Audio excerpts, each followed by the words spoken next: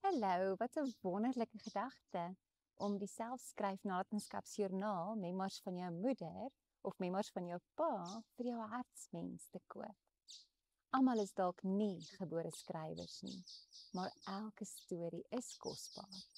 En juist daarom het ek baie moeite gedoen met die selfskryf-nalatenskapsjoernale, sodat ons ouers stories behoue mag bly.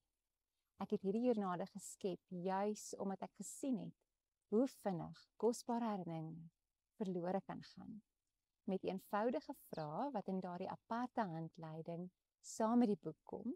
Dit is nou aparte inspirasieprikkels en duidelike riglyne maak hierdie joernaal dit maklik vir enige ma of pa om 'n lewensverhaal neer te pen sonder om oorweldig te voel. So die volledige reeks joernale bestaan uit Memoirs van jou moeder, Memoirs van jou pa, Memoirs van 'n soldaat vir weermagveterane en ook in Engels, Memoirs from your mother. So gaan sniffel 'n bietjie rond op my webtuiste, Facebook of Instagram, YouTube, gaan kyk 'n bietjie rond. So aangeheg is nou daardie verniet inspirasieprikkels om hulle penne net so lank los te kry. Hulle moet net diep asemhaal en begin, regtig. So 10 minute per week gaan hulle reeds baie mooi in die gang kry. Jy sal sien.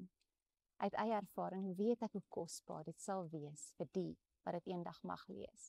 Hierdie geskenk gaan hulle soveel genot gee. Wat 'n wonderlike reis deur sy of haar eie lewe.